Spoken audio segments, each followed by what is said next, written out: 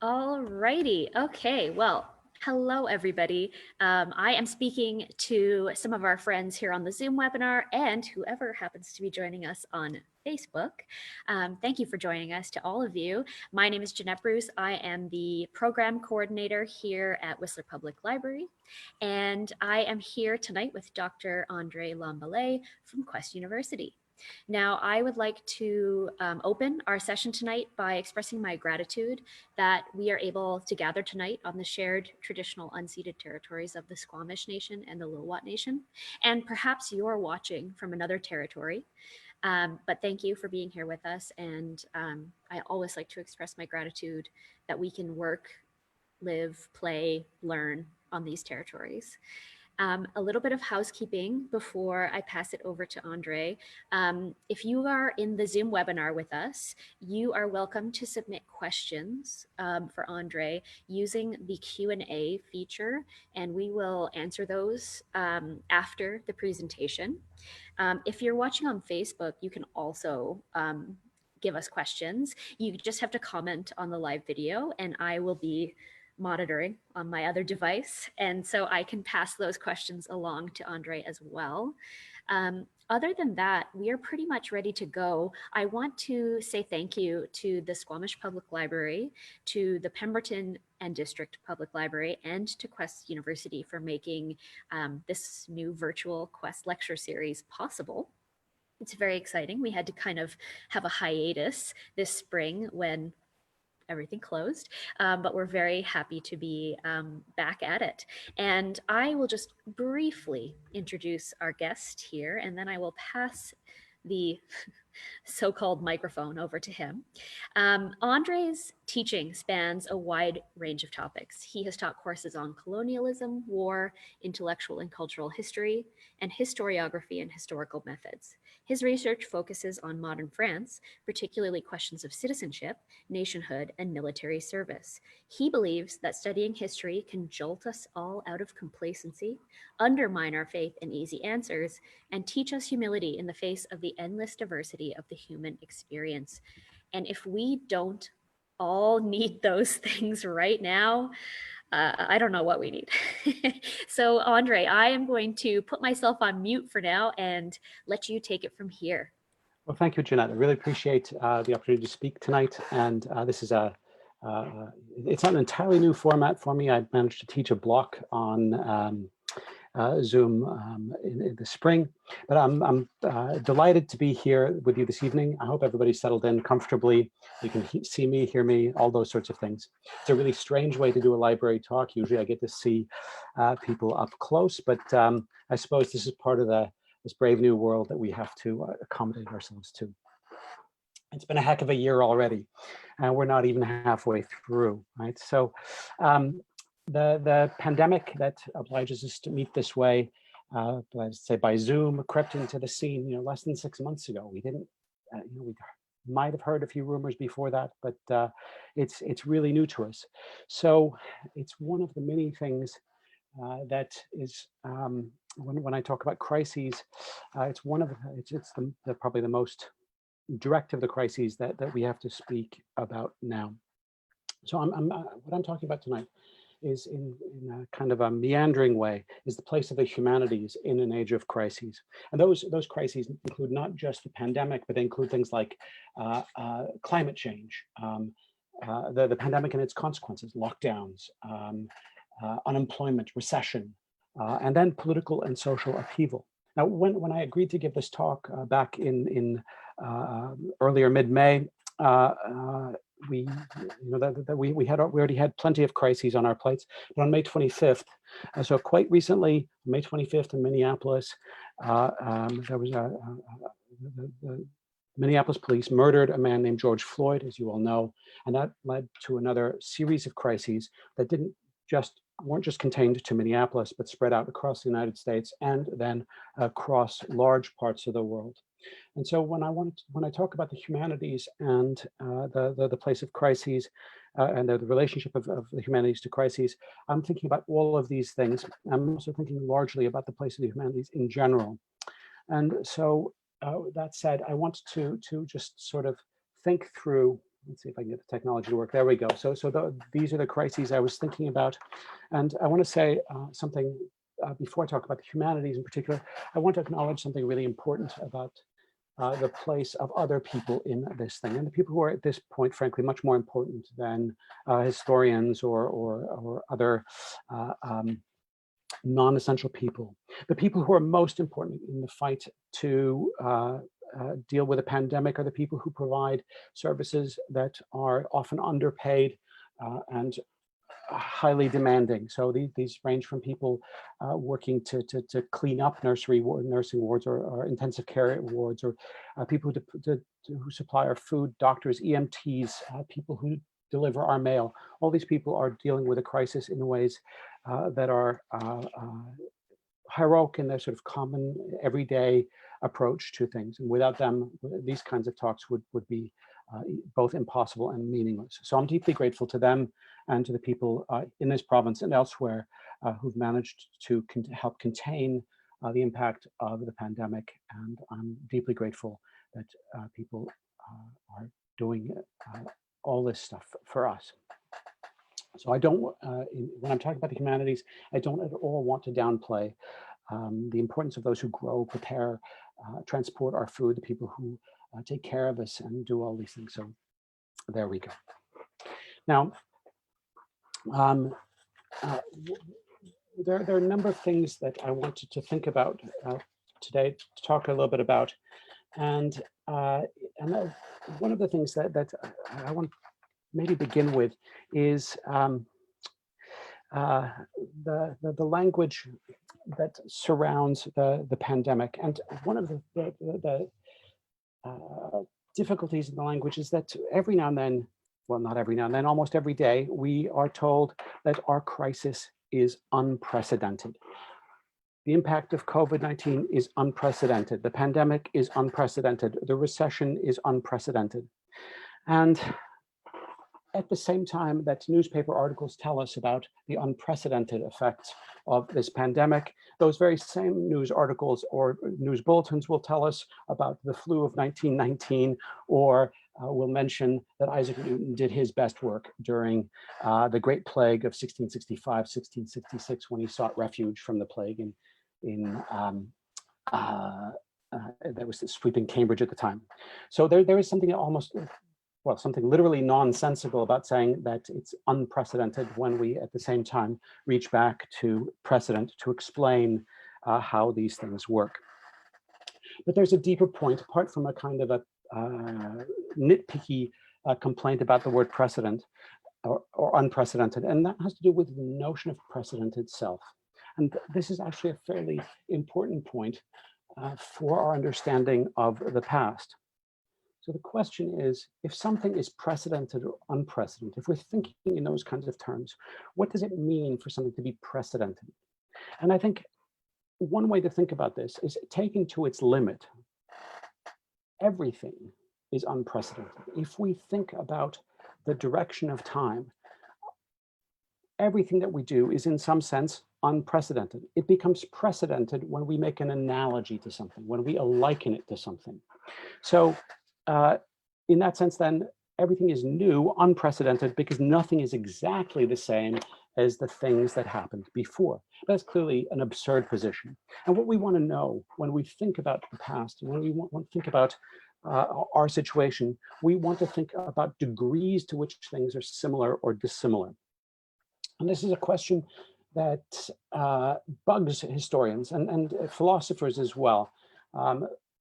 So I've just, the German philosopher, George Hegel, had a fairly strong view about these things. And in his Introduction to the Philosophy of History, he wrote that what experience in history teaches is this, that nations and governments have never learned anything from history, nor acted in accordance with the lessons to be derived from it. That's a pretty extraordinary statement. Right, and so what he says, and this is again kind of pushing something to its limits, each era has such particular circumstances, such individual situations, that decisions can only be made from within the era itself. In the press of world events, there is no help to be had from general principles, nor from the memory of similar conditions in former times. For a pale memory has no force against the vitality and freedom of the present. So there are all sorts of interesting things sort of scooped up into this short passage from Hegel's introduction to the philosophy of history. The first is, again, that nations and governments have never learned anything from history. And if you look at the press and you look at the way that a number of governments behave, that seems like a truism. It doesn't take a lot of thought to think that some governments don't seem to learn. But the claim is more than that. What he's saying, again, is that there's no particular circumstance that is exactly the same. And so it's almost the kind of position that suggests that we can never step into the same river twice, that there is no way in which the past can give us lessons. But that's not really what he's saying. He says in another work, and this is one of his famous lines, "The owl of Minerva takes its flight only when the shades of night are gathering." Okay, so the owl of Minerva, by which he means wisdom, right? Linked with Athena or Minerva. Wisdom takes flight only when the shades of night are gathering. And to paraphrase that, what he really means is that it's only with hindsight, it's only when events are accomplished that we begin to understand, that we begin to gain wisdom from them. And the thing is about this is that for things to be done, we can no longer be inside them, and so we can't change them. So there's a sense in which history has a logic, in which there are things to be learned, there's wisdom to be gained, but it's of no practical use. Now, that's one extreme position by a man who was, after all, a progressive. He believed that the logic of history was towards progress. He thought that he lived in the best age in human history, and it was the culmination of a series of events that brought the reason of philosophy into the material world. So he thought he was in the best place in time, and he also thought that, practically speaking, we couldn't learn from history. So it's quite kind of an interesting position. Now, at the other end of the spectrum, there is this very famous line, which people tend to paraphrase, misquote, misremember, and otherwise mangle, but it's those who cannot remember the past are condemned to repeat it.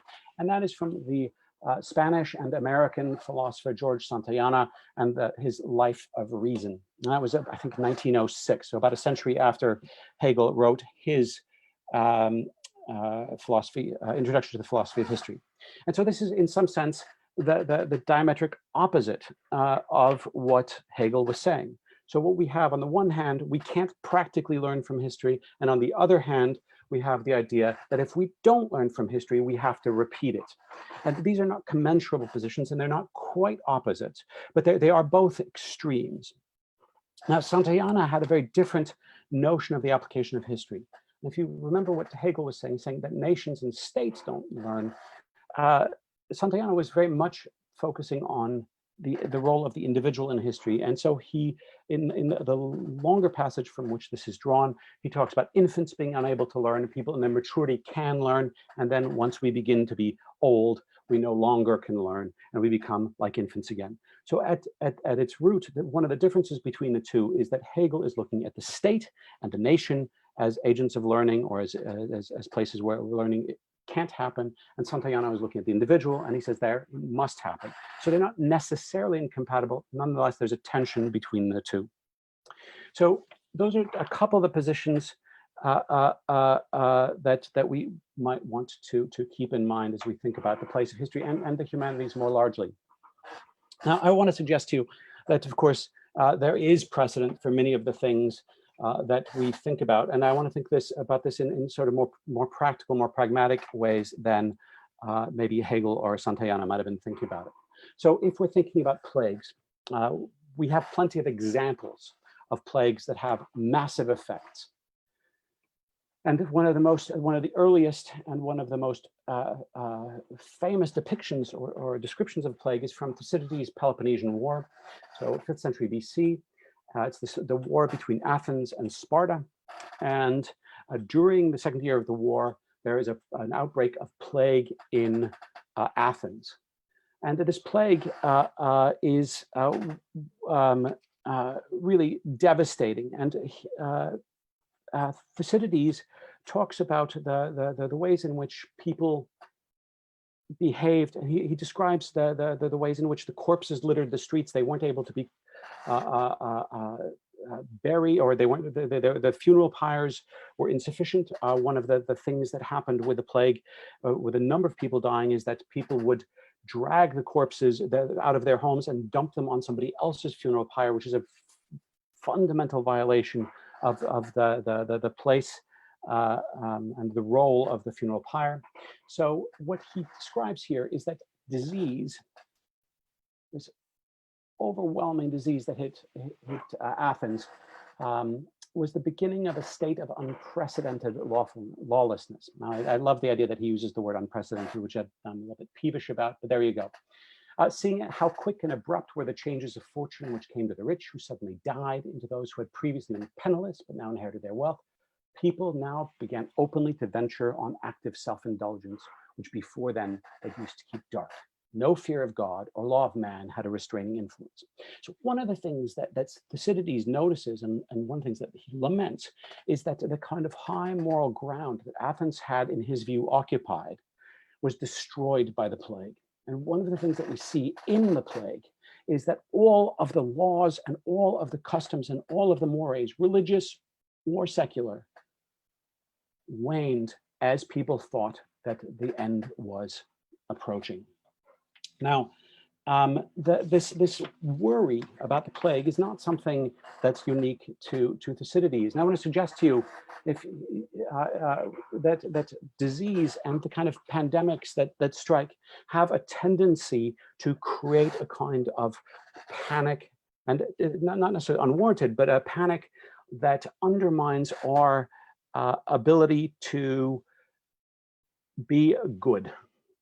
And so millenarianism, the idea, for instance, the kind of Christian notion that there will be a return to, that there'll be a second coming, that after 1,000-year reign, there will be a last judgment and so forth. That the idea that there will be a return, a last judgment, is in the abstract not a problem, but when people begin to believe that the end is imminent, they begin to act in ways which are frightening. So what we saw in Athens, the idea that the laws of God and man began to fall by the wayside, made people, that applied in other sorts of periods during the Black Death in the 14th century.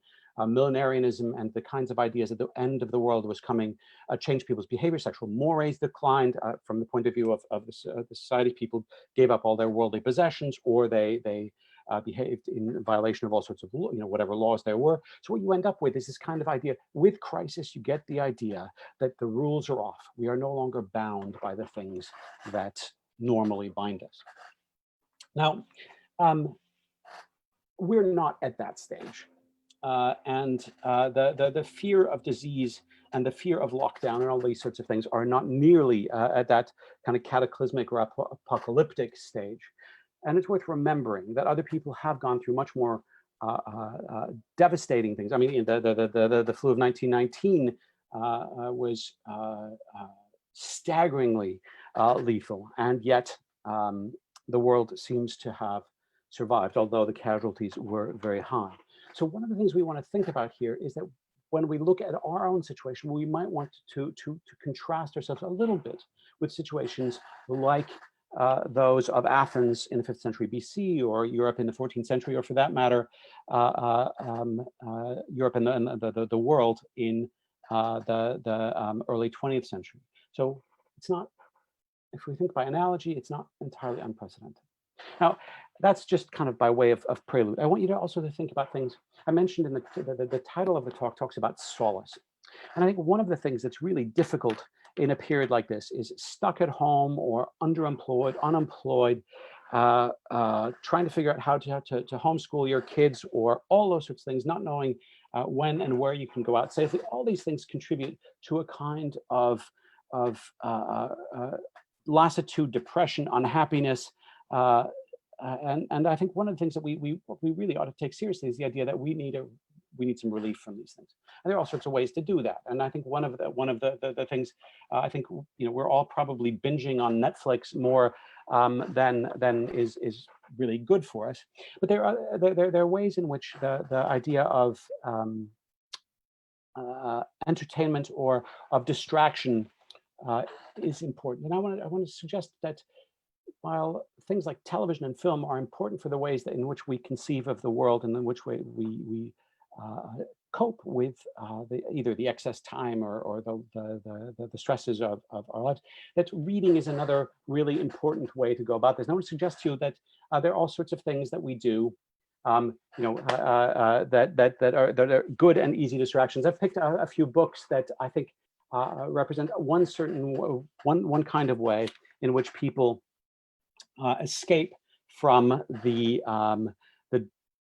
challenges of our crises. So I've picked a few books. I don't know if you'll recognize all of them, but I'm sure everyone will recognize Harry Potter and the Philosopher's Stone.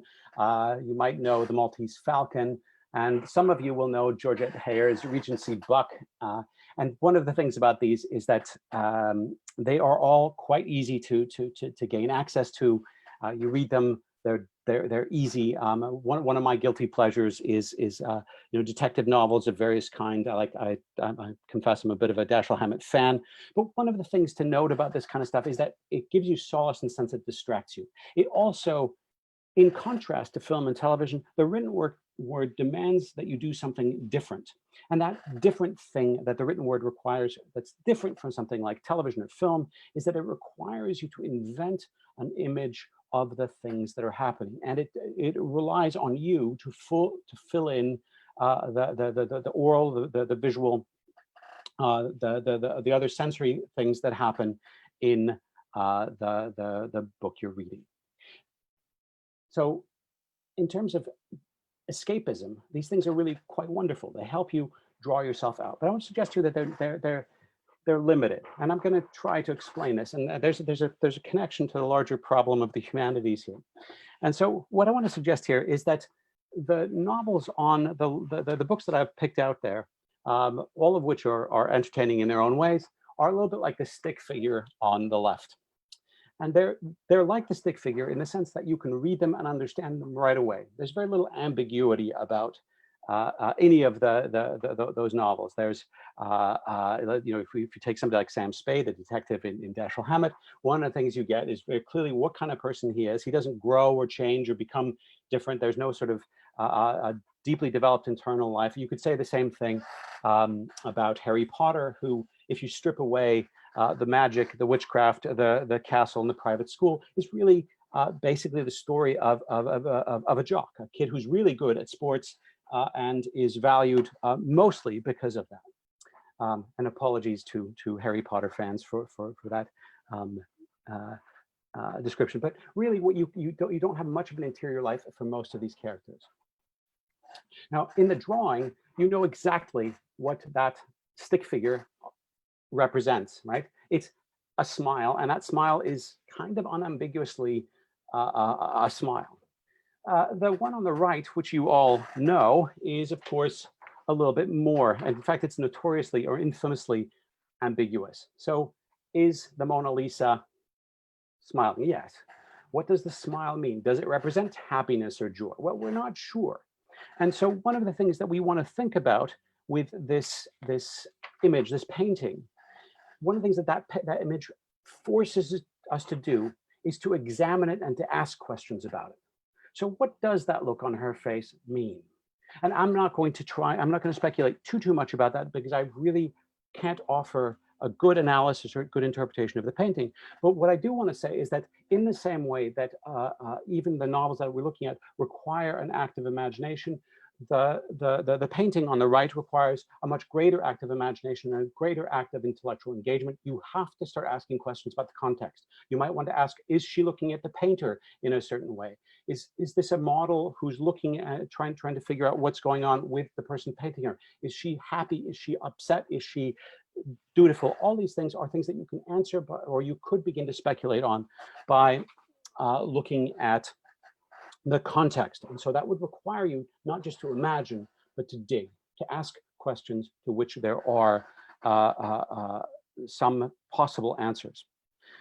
So one of the things I want to suggest about the novels that I picked and the notion of our understanding of people is that those novels give us a two-dimensional, it's solace in the sense that it distracts, but it's a two-dimensional idea and it doesn't actually get you that far. They're not complicated enough to really engage us in a way that gets at some of the fundamental problems that we think about that humanity has to face. They're a bit like the stick figure drawing in a sense that we can tell that they're representations of humans, but we can tell that the emotion being represented is happiness, but beyond that, we're in the dark. So that distinction between the stick figure and the Mona Lisa, I think, is the distinction between the kinds of things that are easy and useful to distract us and the kinds of things that tell us a little bit more about our place in the world and that help us understand our position in relation to the past, to our present, and to the future. So what I want to suggest is that then when we look at something hard, we're looking at something, we have a problem about meaning. And that problem about meaning, understanding what meaning is the essence of the humanities. Now, the fact that the meaning isn't clear is precisely why it's helpful, why it helps us engage, why it helps us think. So when we return from the reading of the Maltese Falcon or Harry Potter or whatever, if we finished all 7 volumes, if we have the patience for it, we end up, and we probably haven't changed our worldview very much. It's simply an exercise in spending time. Now, we really discover after we do all that we still have to wear a mask to the supermarket and that our employment is still precarious and that Donald Trump is still president and that we really haven't confronted the problems of systemic racism in our society. So what do we do? Well, I'm going to suggest that ambiguity is actually a good thing. So I want to turn to a different kind of book, and I want to turn to a novel that was written about 30 years ago, Julian Barnes's Flaubert's Parrot. And Flaubert's Parrot, you can get this book as an ebook through the Squamish Library, at least. And it's a wonderful novel. It's a very strange one. It's the story of it's told by an air named Geoffrey Brathwaite, and Geoffrey Brathwaite is a World War II veteran. He took part in the landings at Normandy, right? We learn this in the course of the novel. He is fascinated by Gustave Flaubert, the 19th century French writer, the author of Madame Bovary and Sentimental Education and a number of other things. Really obsessively fascinated by Flaubert. In fact, the title of the book comes from Brathwaite's quest to find an answer to a puzzle. And that puzzle is about a parrot that appears in a story, in the Trois Contes, the 3 stories. And that parrot is a stuffed parrot. And what we end up discovering that in the course of the novel that Gustave Flaubert not only wrote about a parrot, that the theme of parrots ends up in a lot of his novels, but that he got a stuffed parrot as inspiration to write his story. So the narrator at one point ends up in a museum in Rouen in France, and in this museum there is Flaubert's actual parrot, the stuffed parrot. And there is something for the narrator, a kind of a moment of realization. He discovers something tangible. There's a kind of a moment as if he's there with Flaubert. And it's a very kind of powerful moment where the distance between a 20th century survivor of the Second World War and a 19th century writer sort of collapses. And there he is, and he identifies with Flaubert. The difficulty is that he goes to another museum shortly thereafter, and this is the last remaining house in which Flaubert, the real Flaubert, lived. And there's another little museum there, and there's another parrot, another stuffed parrot. And the 2 parrots both claim to be the parrot, or are both claimed to be, neither can claim anything, they're both stuffed. It's claimed about both parrots that they are the inspiration for Gustave Flaubert. And so the narrator goes through all sorts of questions about what is real and whether it matters, and so forth. And the book itself, the novel, is a kind of reflection on the ways in which we construct reality. So for instance, in the second chapter, he gives 3 different chronologies of Flaubert's life. They're all true, right? They're all based on real things, but the 3 chronologies highlight different moments. And one of them is all about the successes and triumphs of Flaubert's life. The second is the same events, but cast in a very dark light. And the third is a somewhat more ambiguous one. So you're getting these 3 different accounts, each of which tells you something, but they're apparently contradictory. So what's this got to do with with our understanding things? Well, I want to read to you a short passage from the 3rd chapter of this novel. And he's talking about the way in which biography is done, that is to say, the narrator. And he says you can define a net in one of 2 ways, depending on your point of view. Normally, you would say that it is a meshed instrument designed to catch fish, right? But you could, with no great injury to logic, reverse the image and define a net as a jocular lexicographer once did. He called it a collection of holes tied together with string. You can do the same with a biography. And in fact, that's what Barnes, through his narrator, does throughout this novel, which is to think about all the things that disappear or that get moved, depending on where the strings in the net are. There's a kind of a strange quality to this metaphorical net. But it's something that Barnes is doing with his narrator to give us the sense that the past is really pretty fluid. There are all sorts of curious things about what's going on there. Now, the question about the authenticity of the parrots, and the question of the net, and these kinds of questions about what really happened, also take another twist in this. And this is one of my favorite parts of the book. And it's about the color of Emma Bovary's eyes. So Emma Bovary is the central character in Gustave Flaubert's Madame Bovary. And the book was published in, I think, 1857, caused a scandal when it was published, because in part because there's all sorts of salacious behavior. She's unfaithful to her husband. It wasn't banned, but it'd been serialized in the newspapers, but it caused a real scandal. And so Flaubert is widely considered the greatest novelist of the 19th century in France. And he's also considered a master of detail, a master of the kind of perfect sentence. He really worked at his craft, in distinction to other, another great French writer, Balzac, who sort of seemed to just churn stuff out. Balzac was Flaubert was much more careful. But one of Barnes's chapters begins, or this is his narrator, Braithwaite, talking. He says, "Let me tell you why I hate critics. Not for the normal reasons.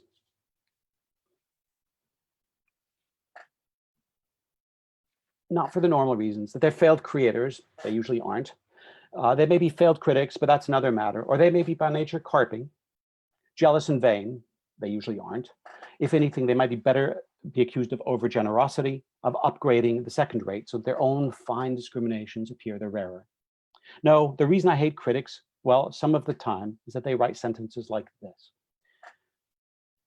Flaubert does not build up his characters as did Balzac by objective external description. In fact, he is so careless of their outward appearance that on one occasion he gives Emma brown eyes, page 14, on another deep black eyes, page 15, and on another blue eyes, page 16. Now, that quotation is not the one that's on the screen. That's at the beginning of this chapter. At the end of the chapter, he returns. He's convinced by this. He says, "Oh my!" The narrator thinks, "Oh, this is terrible. Flaubert can't even get Emma Bovary's eye color right." Well, he goes back to the book. So he's not going to. The person, by the way, the review that the narrator talks about, the description is real. Her name now escapes me, but in 1971, this book came out by the premier Flaubert scholar, and she says exactly what the narrator in this book says.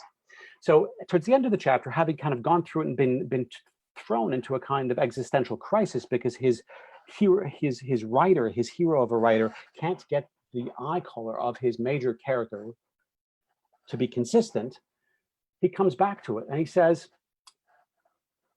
well, I'll tell you something else. I've just reread Madame Bovary on one occasion, and then there's the sentence about brown eyes, black eyes, and blue eyes.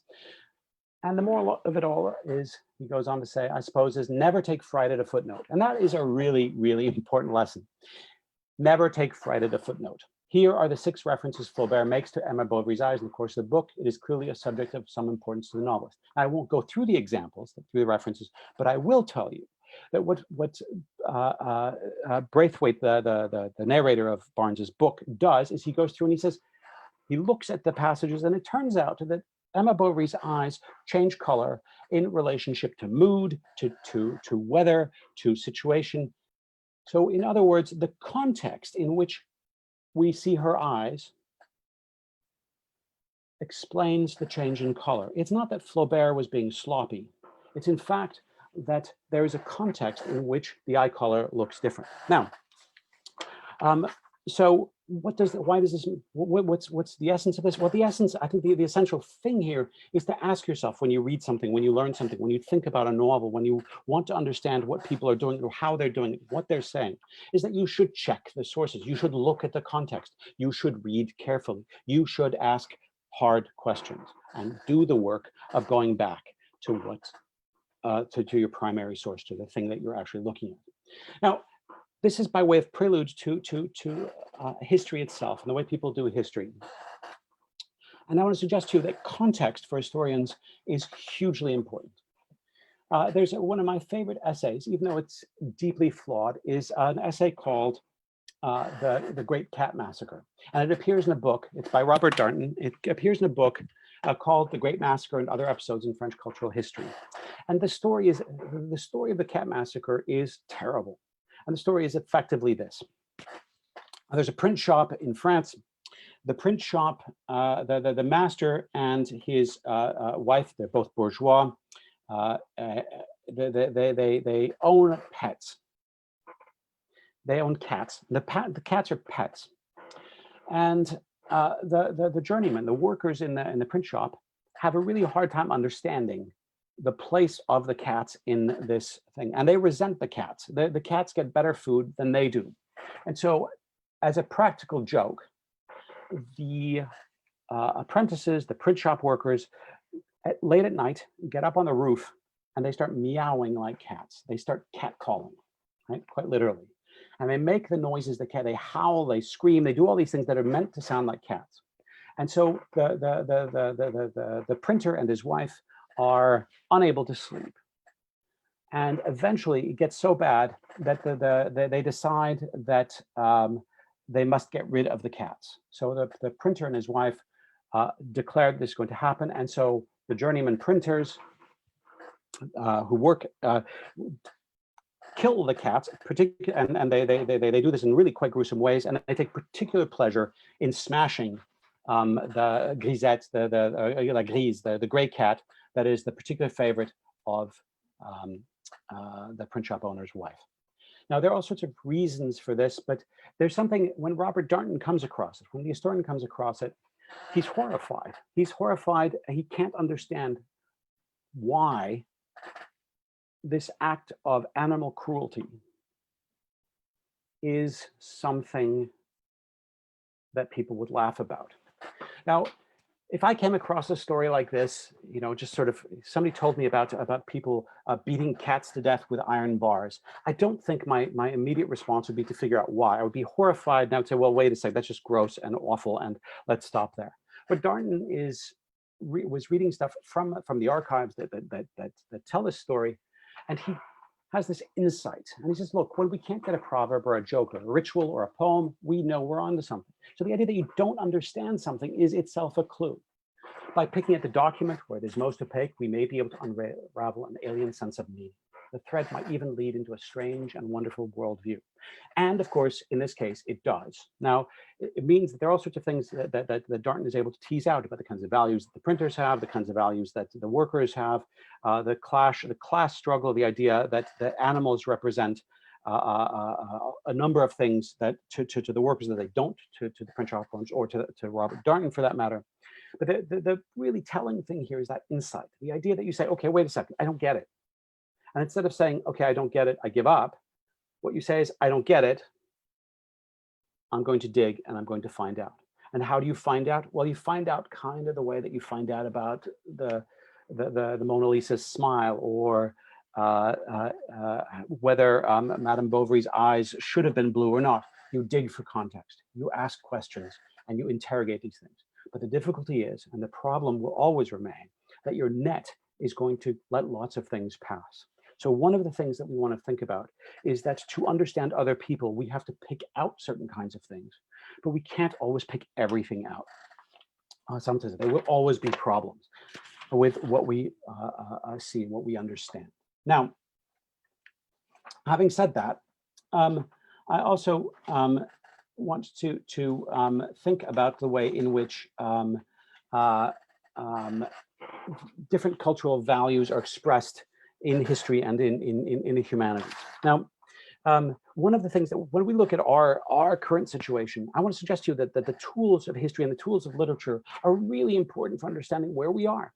So one of the things that we seem to be struck by these days, and especially as we watch our neighbor to the south, the institutions on which Americans prided themselves for more than 2 centuries, for most Americans, we'll come to that in a second, but the institutions on which they prided themselves were institutions like, based around a constitutional understanding, around a text, around a way in which the institutions defined in a text. I think I've lost sound here. Can you still hear me? In which the institutions that were founded, that were created in the 18th century had a kind of permanence. And the analysis that many people gave was about institutions being stable. So one of the things they thought about was the relationship between a Senate, or rather a Congress, and an executive and a judiciary system, and that was an institutional thing. But one of the ways to think about the crisis that we're going through now is to look back and to think, okay, well, how do we understand the rapid shifts in American values or in institutional values elsewhere? How do we understand the way in which the United Kingdom, for instance, is going through a political crisis? How do we make sense of this? And one of the ways to do it is, again, to look at context. And one of the things to think about is that maybe institutions don't explain everything. Maybe institutions in and of themselves are only part of the story. And so one of the things to look at is this notion of the place of democracy and of virtue in democracy. So I'm looking here at a passage from Montesquieu's The Spirit of the Laws. And Montesquieu was the architect of the idea of the division of powers. But one of the things that he really stressed was that virtue was absolutely central to democratic systems. So understanding that he was writing at a time, in the mid-18th century, when democracy was a kind of an abstract notion for most people, the idea was that democracy depends more than any other system on something called virtue. Now, what is virtue? Well, it's the idea of thinking of others. And so this passage here from chapter 3 of part 1 says there's not much integrity. There's no need, there need not be much integrity for a monarchical or despotic government to maintain or sustain itself. It's kind of a peculiar claim to make. But what he means is that the force of the laws is the one in the one, and the prince's ever raised arm in the other can rule or contain the whole. So in a monarchy or a despotism, either the force of the laws that are imposed on people or the pure power of the government is enough to keep people in line, right? It's enough to keep the system going. But democracy is different because the sovereign is the people. And if the sovereign is the people, then the people have to be bound by a set of rules. And that set of rules is what he's calling virtue. So historically speaking, right, as I'm thinking, so I've been talking about, taking solace, like how do we make ourselves feel better? How do we understand the past? How do we understand our present? How do we understand the way we act? Well, all of these things are things that are tied to this notion of what I would call political education. That is to say, we need to ask a question: where does political virtue come from? And this is particularly important, it seems to me, at a point when the virtue of systems like the US system is called into serious question. So how can we talk about a virtuous system when we've had the problem of slavery first, then segregation, and then the whole notion of systemic racism that seems to come along with it? And one of the things to think about is that one of our difficulties with understanding these kinds of things is that we don't understand how diverse the points of views are that we need to take in. So one of the things that's really important about reading in the humanities, one of the reasons that it's crucial to our future, is to understand that when we read in the humanities, what we're looking at, every time that we read something difficult, every time that we put ourselves in the shoes of a different character, every time that we have to think about a different kind of interpretation, we're beginning to approach something that's important, which is the idea that other people's ideas, other people's points of view matter. I'll give you a couple of practical examples, not linked to us directly, but just to think about. So in the 1930s, right, in Depression era Germany, you had the rise of the National Socialist German Workers' Party, the Nazis. One of the planks of the Nazi Party was a kind of anti-feminism. It was pretty explicit. Women should stay at home. Women should produce the next generation of the master race. Women should not work. Women should obey their husbands if they were going to get married. There are all sorts of other things. But basically the idea was that women should be withdrawn from public sphere, that they would be the reproducers of the 1,000-year Reich that would be created. An explicitly anti-feminist position. At the same time, the Socialist Party in Germany made explicit its own feminist position. And that position was that women ought to have the same rights as men, that they should be able to work. And they had, in the aftermath of the First World War, granted women the right to vote. So what happens in the elections that the Nazi Party contests? It turns out, surprisingly, for many people, that in fact, women voted for the Nazi Party somewhat more heavily than did men. Now, that's a little bit like, that's the kind of problem that Robert Darnton faces with cats. How do you explain this apparently bizarre result? Well, if you start digging a bit, you begin to see that this isn't some sort of irrational move, but that in fact, when the socialists and the communists offer women the workplace, and that they say, we want you in the workforce, they never say, well, we're going to alleviate you of the burdens that you have in a traditionally patriarchal society. So if you read about the authors, then I've got a list of the books later, so if you're interested in this question, but the authors Claudia Kunz and Renate Bridentalp of the article I'm talking about point out that in fact, the socialists explicitly tell men that they're not going to have to give anything up. So men can continue their work, they can continue their ordinary lives, come home and expect that women will fulfill the traditional roles of motherhood, of wife, of and all the things that go with that. Now, this is, if you, in retrospect, it's not that surprising.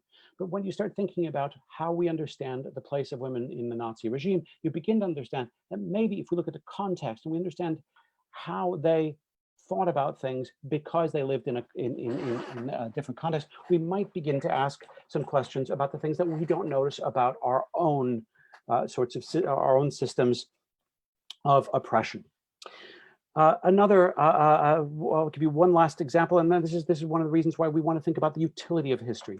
Now, I've suggested that history, that on the one extreme, people like Hegel will tell you that history is not particularly useful for pragmatic things, and people like Santayana will tell you that history is absolutely vital. And what I'm trying to suggest is that the humanities as a whole, that is to say, those disciplines of human knowledge that are interested in the questions of meaning, help us make certain kinds of decisions, not in the immediate. They don't help me decide today what I should do. But one of the things that they do is they confront us with the situations that other people have faced. If we read carefully, if we study carefully, if we think carefully, then one of the things that we begin to understand is that we can prepare ourselves for a different kind of circumstance because we engage with other people. One way of thinking about this is reading widely, reading difficult or engaging literature that requires us to engage in acts of imagination or acts of controversy, reading people we don't like, reading about histories of people we don't understand to begin with, is something that creates a kind of diversity for us that helps us face controversial situations. So, for instance, one of the things that we want to think about is what happens when, let's take the case of France in 1940. Right? So in France in May 1940 is invaded by Germany. And in a 6-week struggle, roughly 100,000, somewhere between 80 and 100,000 French soldiers are killed in battle, which is a staggering number. But in those 6 weeks, at the end of those 6 weeks, the French sign an armistice, and the French government under Marshal Pétain accepts the occupation of most of France and accepts a number of really stringent conditions, and will eventually end up being a much more repressive regime than anybody might have expected. The question, though, that I want to ask is the one about behavior. So if you are a postal carrier, you work for the French post office in 1940, and you're faced with dilemmas. Now, I'm asking this because this is the question about how we ought to behave. What ought you do? The Nazis have taken over. You know they're bad news. They've won. What do you do? The easy answer is that collaboration is a bad thing. The easy answer is that you should simply give up and not do the things that you used to do. You should stop, you should resist. But one of the things you have to take into account is the context. So what do you do about your family? What do you do about the fact that your state has officially done this and has ordered you to do this? What do you do about the fact that your superior officers have all said this is the right thing to do? And I guess one of the things I want to suggest here is that although we want people to do something courageous, bold, we want them to do the right thing, we're not always in a position to judge those things as easily as we'd like to. Part of the reason we can't judge them is often that we don't have the context with which to frame these things. So how does that situation help us? How does understanding this help us? Well, I want to suggest that one of the things that we have a really difficult time with is understanding what our situation is today. So, for instance, in 2016, I think maybe in early 2017, I think it was after the inauguration of Donald Trump, an historian named Timothy Snyder wrote a short book about what to do in the face of tyranny. And a number of people thought that this was overblown. And so one of the things that he sought to do in that book was to give a kind of a checklist of the things that we might look for. So whether that book itself was useful or not is something I'll leave to the judgment of people who have read it. But I want to suggest that what he's doing there is doing something that the humanities are particularly good at, which is to say, wait a second, there is a precedent for some of the things that we're looking at. There are analogies. We have to be able to draw these analogies. So to draw the analogy between detention camps in the United States in 2020 or 2018 or 2019 and detention camps in Germany in the 1930s and worse, the concentration camps and the death camps of the Holocaust is not madness. What it is, it's an attempt to use history to say, wait a second, there are analogies and disanalogies. We need to look at these things. We need to think about how these things work. So to think about what this means, I wanted to get to this notion of virtue that's up on the screen, and the Montesquieuian notion of virtue that informs and is the basis for democratic systems. And I want to ask where that virtue comes from. Now, Montesquieu has his own answer, but there's also a very old one by the Greek historian and philosopher Dionysius of Halicarnassus, in his Ars Rhetorica, who argued that education should be the cultivation of character. Now, what does that mean? Well, it means that education is not just about what you know, but it's about creating a kind of moral and ethical framework. And he said he draws this from Thucydides, as Thucydides used to say of history, that it was philosophy teaching by example. I don't fully accept this. I don't think that we should write more lessons into all aspects of history. But what I do think is really wise in what Dionysius of Halicarnassus wrote, and what he borrowed more or less from Thucydides, is the notion that the human experience is worth taking seriously, and that we can understand a certain kind of framework for our own behavior. Now, that has to be a kind of an intentional thing. And I think one of the things that we might think about is that education takes place in a formal way in places like high schools and universities, but that the education that the humanities is really about is a kind of a continuing education, a continual process of learning from our past, our present, and trying to apply those for the future. It helps us make better decisions. It won't help necessarily create an instantaneous response to a vaccine for COVID-19, but it does help inform the way in which we think about which the fabric of society ought to be retained. Now, I want to give one last word, and this is to James Baldwin, and I want to point out something here about the way in which history works for people, and the way in which history works for different kinds of people who are differently situated. The kind of history I'm talking about is a kind of history of privilege, the idea that you can look at somebody else's history, that you can read it in different kinds of ways. In the Museum of African American History in Washington, D.C., there's a great big, there's a picture on the left there, the great big wall with the words of James Baldwin. It doesn't tell you what the source of the inscription is, but it's from an article that appeared in Ebony in August 1965, so 55 years ago, just about. And so one of the interesting things is the passage on the left is a little bit, it's not exactly bowdlerized, but it's truncated. So Baldwin in that essay is writing to white men. Right? The white man's guilt for him is not an abstraction, okay? And one of the things is that he says, the great force of history comes from the fact that we carry it within us, are unconsciously controlled by it in many ways, and history is literally present in all that we do. Now, 55 years ago, James Baldwin was saying something that is still true today. It could scarcely be otherwise, since it is to history that we owe our frames of references, our identities, and our aspirations. And it is with great pain and terror that one begins to realize this. So I want to suggest that on the one hand, history can be liberating. It can help us make better choices, but it is also an ever-present reminder, particularly for people for whom history has been an anvil rather than a mechanism of liberation, that our experience of history is going necessarily to be different. And to be good at to answer questions of virtue and democratic citizenship seriously, we have to take into account not just the position that can inquire about cat massacres in 18th century France, but also the living history and the extraordinarily diverse ways in which the experience of history is filtered through people in our world. So I guess the last thing I want to say is that the humanities, I suggested that one of the things that they're centrally concerned with is the question of meaning.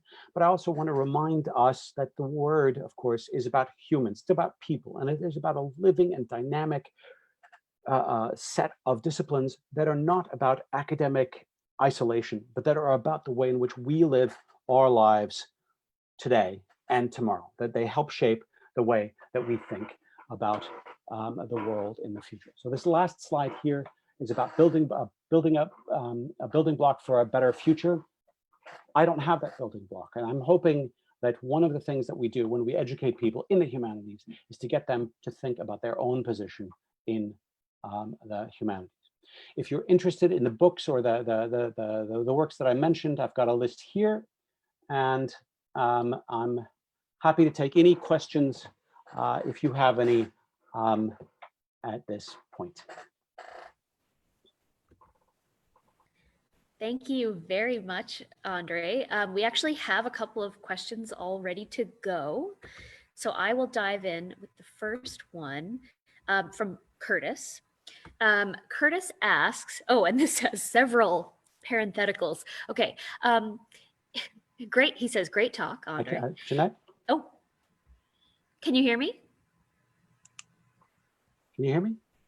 I can, yes. Can you hear me? Yes, I can now. Oh, wonderful. Okay. So this question from Curtis, he says, great talk, Andre.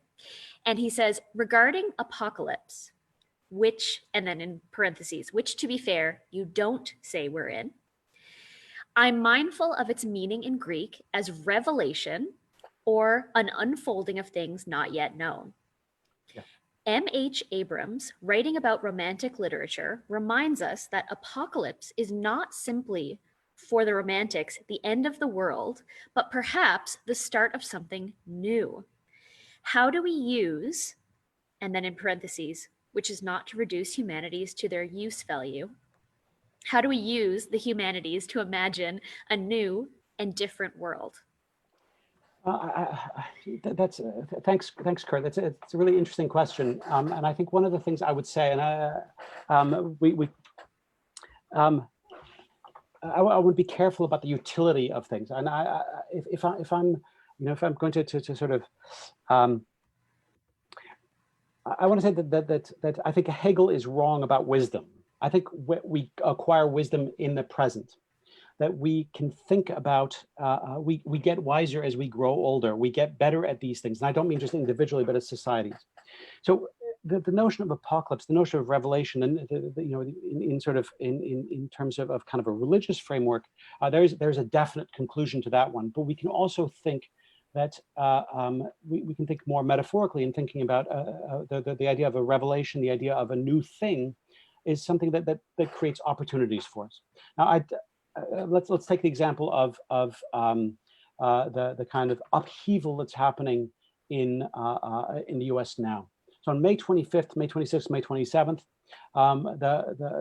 the discussion in the media was about was apocalyptic in the sense of an end, right? That this is Judgment Day. Minneapolis is aflame, and there is nothing to be gained from this. And a lot of sort of concern about that. I think one of the things that you can think about though is looking at that very same story. Once you get away from the initial sorts of responses, you begin to see that there's an entirely different story about people taking power, about people taking responsibility, about people asking questions, pushing people to change their minds. So one of the things that I find most staggering about all this is that the reintroduction of a kind of a historic and literary place for African Americans in the discourse for white Americans. That what you see is a moment that could have been, and was in fact by some news outlets, was portrayed as kind of apocalyptic in a narrow sense, but in a destructive sense. But in the sense of I think there's a positive way in which an examination of the values of African Americans and the expression of those values in demonstrations and in literature do the kind, have the kind of revelatory side and the kind of positive side that you might think about. I'm not sure if that's entirely answering your question. It's a big question, but I hope that somewhere along those lines. All right, Allie had her hand up, and I think I accidentally lowered it. Allie, do you have a question for us? Shall I allow you to talk? Sure, I was just typing it out, so my little fingers were tippity tapping away. So this was brilliant. Thank you. Let's do this every week. Thank you very much, Andre. Can you hear me? I can hear you just fine. Thank you. Okay. So I'm in the middle of working on research to do with the quality of institutions and which ones have passed the test, the stress test, over the past 6 months, and which ones haven't. So I'm actually working on that right now while I'm listening to you. But so I was really excited when you started talking about institutions and virtue, and I would love to hear more about that. And how would you explain it to somebody you're sitting next to on the bus? You know, socially distanced, of course, but Right. Where did it go? How do we get it back? And how would you just Sorry, I'm having a bit of a there. Can you hear me again? Yeah. Okay, good. Okay, so let's just imagine you're sitting on a park bench 6 feet apart and talking about this, so that we maintain our virtue as well. But I think one of the things that you might think about is that institutions.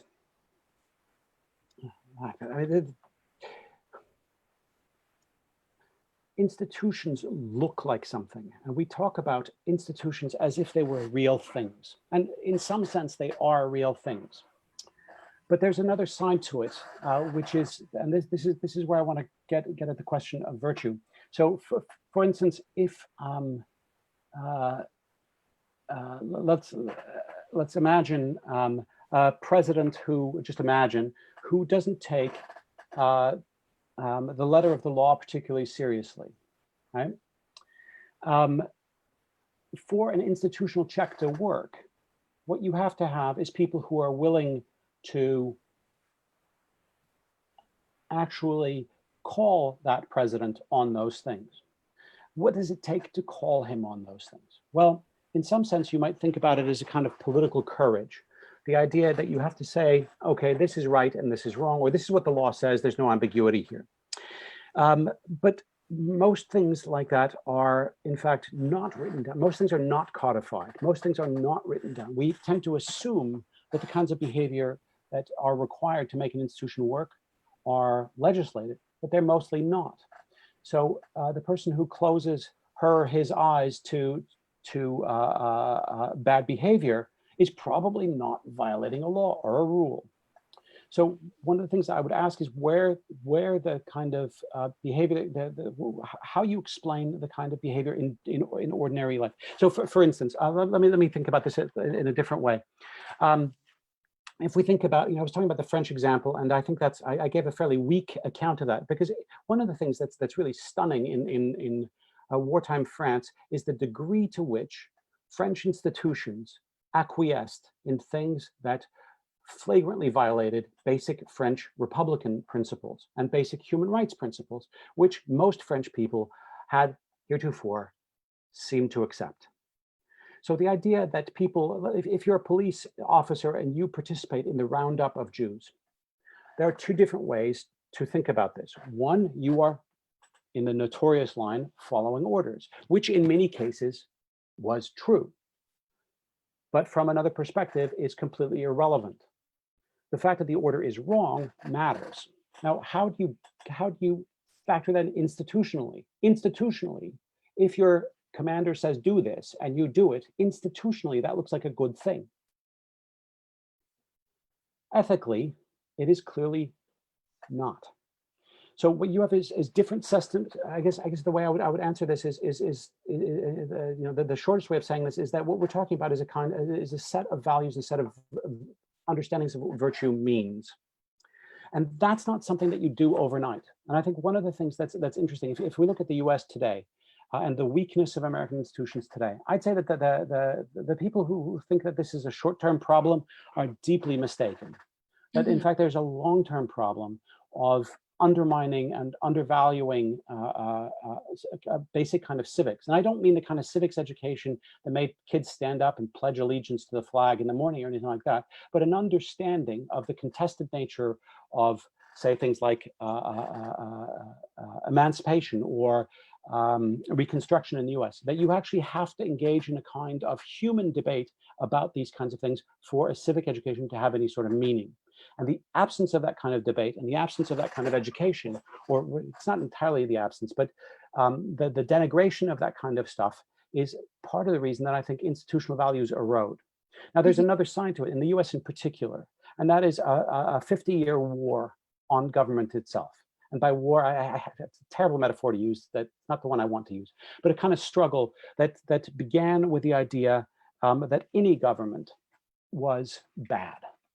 And so you can identify a whole bunch of people for whom the failure of government at any number of things, including, and particularly including education, was a good thing. So if schools failed, then you could say, well, the state can't do this, we'll have private education, we'll have vouchers, we'll have all these other things. And so what you have is a continual, unrelenting attack on the kinds of values of a civic and a public, shared public space. And that also has an effect. It has an effect on schooling itself. It also has an effect on the institutions of government, things from the Department of Motor Vehicles all the way up to the way in which Social Security works. Anybody who takes, or anybody who gets welfare of any kind is then considered, morally suspect. There are all sorts of things that go in, and I would say that those are more about virtues and about civic education, and about a sense of kind of a common public understanding than they are about the presence of institutions. The institutions depend on a kind of ethical and moral framework that people have to buy into, sort of, right? And I guess they have to buy into it after negotiation as well. Like just what you're saying before about understanding that people have different points of view. I see what you're saying. I'm trying to see where the agreement between, like, so there's the formal institutions, right. We have our informal institutions through social norms, and I'm trying to see like the process for agreement on virtue in there. Well, I think one of the fundamental virtues, and I tend to forget to say this, but one of the fundamental virtues in a political inequality is the virtue of accepting that you could be wrong. All right, yeah. I mean, it sounds banal, but the idea of accepting defeat, the idea that you learn, is anathema to a whole bunch of people now. Mm-hmm. Look, I hate to be wrong, but as my kids occasionally point out, it has happened at least once in my life. But it's important, I think, in public and in policy making and in the discussions of things, to not think that the position you start with has to be the position that you end up with. And if you look at American political debates, actually, if you watch Question Time in Canada as well, the parliamentary debates, essentially what you're doing is trying to score points for a position that you held in the first place. The idea that you would have a reasoned discussion, the idea that the U.S. Senate is the world's greatest deliberative body is I think, frankly, it's horseshit. But there is a way in which what you really want to do is to be able to say, all right, we've got new evidence. Let's think about what it means. We'll bring in new testimony. We'll think about it. But until you accept the idea that A, you can be wrong, and B, that you are allowed to be defeated in a political matter, until you accept those two things, the rest of it doesn't make any difference. It's purely about power, right? So I guess that's where I think the two things come. If I'm getting the import of the question, I think that's where the two things meet. Well, I, for one, am excited about, I mean, I know it's terrible, everything that's going on. For me, I see the possibility in the being forced to reckon with different sides, and maybe new social norms and maybe new ways of having conversations will come out of everything that's happening at the moment. So, I guess the thing I would say that's kind of that's interesting and powerful. The iconoclasm that's happening, the smashing of statues or the tearing down of statues, it's funny because it provokes a visceral reaction in people, mm-hmm. and for good reason, right? These things are. It's not the bronze or the stone that they're made of that matters. It's their symbolic value. It's their and people attach different symbols to them depending on who they are. And I think one of the things that we have to. Looking at the U.S., I have no question about that. When Calhoun is taken out of a state house, I'm delighted. I read yesterday that the target of French Black Lives Matters I didn't read. I watched the French news, and then the target of the kind of iconoclasm there is Colbert. Now, Colbert is somebody that, you know, for me is identified with a kind of mercantilism and a kind of you know, the greatness of Louis XIV's French state and so forth. And although I teach colonialism, I teach race, and I know about the Code Noir, my first identification of Colbert is not with the Code Noir, but it's with mercantilism. And I think, gosh, why are they so upset about this guy? In the US, it's immediate. I know exactly what the target is and why. And I'm sympathetic. And in France, I thought, okay, well, I'm going to take a second here to think about this. And then I had to step back from that and say, well, wait a second, maybe the moment of iconoclasm is itself a really important step, right? And forcing people, like in the US, I pretend that I'm on the side of the angels. In a different context, I realized that maybe I'm not so close to that I need to do a little bit more thinking about my own position, which also makes me think a little bit more about the things that I find easy to accept and not easy to accept in the American political context. That sounds like a virtue in itself. Being able to hold those things at the same time. Confusion's another word for it.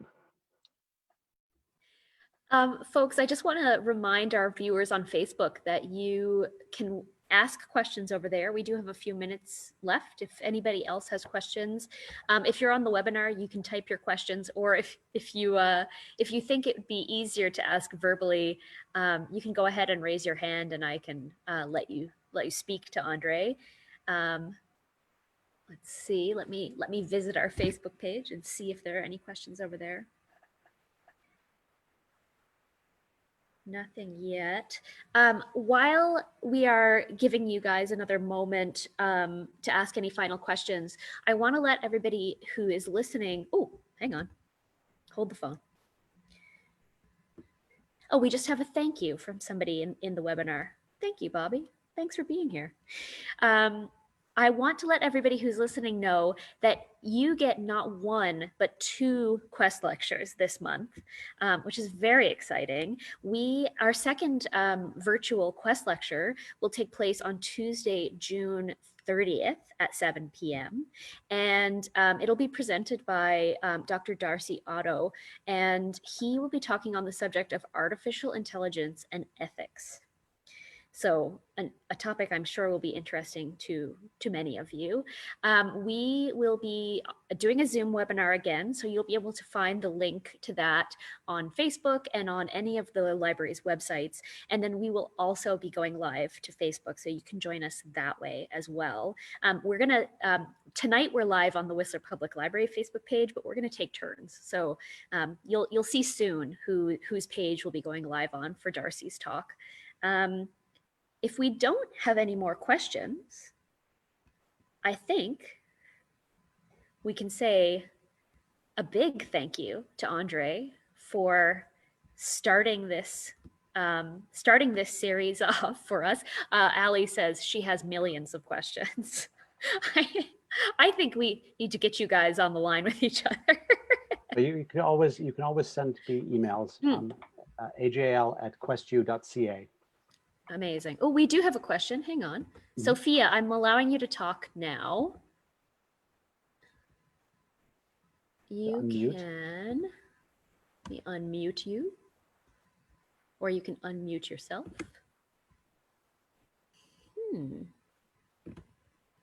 Sophia, do you want to unmute yourself? For some reason, it won't let me unmute you.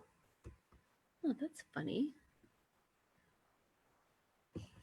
I was able to unmute Ali.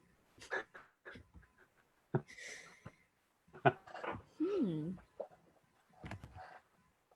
So it looks like you've unmuted Ali again. Yes, that's so strange. Sorry, Sophia. I'm trying here. Okay, this is bizarre. Oh. No. Sorry, Sophia. I don't know why.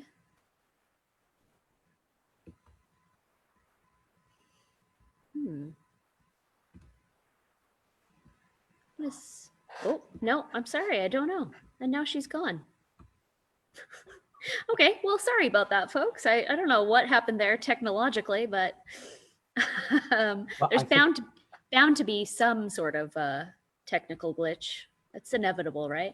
yep, this stuff is getting too many things to do to Exactly. juggle. So Exactly. Okay, well, I guess we will we'll say goodnight then. A big thank you, Andre. We thanks, really Jeanette. really appreciate having you here tonight. And I think we've got lots of thank yous rolling in on our chat window as well. Thanks again for kicking off this series with us. I think we are going to say goodbye to our friends on Facebook. So goodbye, Facebook.